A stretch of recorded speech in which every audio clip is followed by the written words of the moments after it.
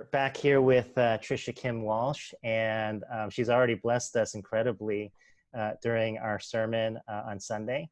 But I thought it would be helpful just to hear a little bit more about some of the influences in her therapy practice, and maybe some of the theories that she tends to practice or rely on a lot. Right. So I would say, and thank you for having me again. It's such a blessing and joy to be with you, especially during these exceptionally challenging times. And the hope is what I'm sharing will help you. I really have dedicated my heart and my faith to helping our communities going through these difficult times. I look to theories that speak to the human experience, and the main theories that I really resonate with are attachment theory. And I also look at models such as emotionally focused couples therapy, which takes from attachment theory as well. I also look at existential theories, which are naming the human experience from a evolutionary model, but I will go to attachment theory most often. You've probably heard of Dr. Sigmund Freud, who is considered the father of psychology. I love to talk about Dr. John Bowlby, who was a psychoanalyst and a psychiatrist. And his work was really scrutinized at his time because they couldn't understand this theory of love. And essentially, he was looking at human connection and unfortunately, at the time, animal testing was approved. He was looking at specifically rhesus monkeys and how, if they were removed from their mother, how did they respond? And I'm sure if you've taken a psychology class, you remember attachment theory, but the essential understanding is we as human beings are biologically hardwired to survive through connection, and it's through human touch.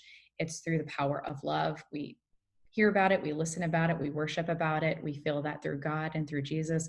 And attachment theory, as a person of faith, as well as a student of psychology, really loves a theory that talks about the relationship between us as starting at the very beginning of our lives as babies to connecting. How are we human? How do we learn how to be human? How do we have proximity to an attachment figure in very stressful situations? So you might have even heard of Mary Ainsworth, who conducted experimentations, and she was a student of Dr. John Bowlby back in the 60s, where she looked at the strange situation where a child, for maybe a short period of time, 5 minutes, would be in a room with their parent, and then their parent would leave and their parent would come back, and we would look at different attachment styles. So I could go into it a little bit more, but I'll stop there and say attachment theory affects the work of child therapy, teen therapy, couples, family. It's a wonderful model that just helps me understand what's happening right now in front of me, and also what's happening inside of me.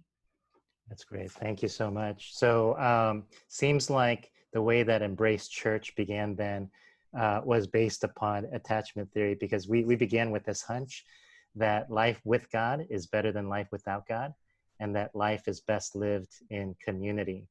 And I know that you had mentioned before in a previous conversation that we had about the power of purpose within the context of attachment theory, and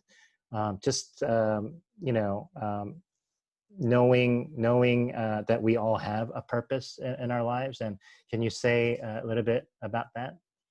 Right.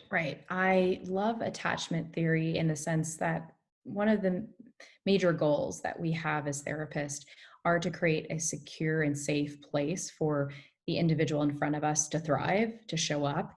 And if they are safe, just as you would imagine in any situation, if you're feeling safe, if you're feeling understood or listened to, you have the power to really be seen and to do things that you might not have felt safe to do. And if you're a parent, you probably already know what I mean by that. Is all children that are born into this world are curious and they want to try a little bit of everything. And the same can be said about us as adults, is we're trying to get a sense of purpose and what it is that we're here on this beautiful planet to do in God's name. I love the work of attachment because I love seeing people see the incredible resiliency that they have within themselves, even amongst the struggle and the challenges that are facing them. When there's a sense of peace and calmness, people are able to see the gifts that God has placed it inside of them, in their hearts and in their bodies. Everyone has a purpose. Everyone is significant and worthy in the world. It is my work as a therapist, as well as other therapists who practice attachment theory and therapy. And you can certainly ask your therapist what theories they practice, is how do you show up and how do you see your worthiness? And most of my clients, sadly, don't see worthiness. They see all the things they're not doing. And then I remind them, because I'm a strength-focused, strength-based therapist, which is a part of attachment theory. Share with me when you are on fire. How do you see yourself when you're most confident, and when you see your strengths? What does that look like when you are doing the thing that you love doing? And most often, if you ask people what do they love doing, they light up like the 4th of July, and they are firecrackers. They're colorful, they're big, they're curious, they're courageous. We see this all the time, and I'm sure you're seeing this in your kids and your partner, when people know the direction they're going in, which is the direction that speaks to our heart. And I consider that the place where God is speaking to us, saying, pay attention to me. I have work for you. You have infinite talents. I hope that you can see all the wonderful people and resources around you that are here to help you get closer to me and get closer to your communities. That's so good. Thank you so much. I Thank you. think next time I'm just gonna subtract myself from this conversation. No. It would be great Don't. just to have you preach. Oh, You're just thank you. so inspiring. That's awesome. Thanks. I Again, appreciate that. thank you again so much. And I hope that there will be those opportunities for follow up. And just one Absolutely. last question, if I may. Um, what's the best way to get more information for just my community members, if like they need to call someone, they need to find a therapist, like what would be the best way to do that? Right. Well, there's many different ways to do that. It depends on what kind of unit of treatment they're looking at. I'm, of course, a resource. I'm so connected to the community of couples and families and Right. teens. So I have a wonderful list of providers that I can refer to you, Reverend Sam. And I also want to be mindful of people's needs for insurance, because therapy Right. is so expensive. Right. Obviously, if you are on an insurance, or you have an insurance, you do have a carrier that can provide you a list of names and numbers. I would highly recommend going to their websites.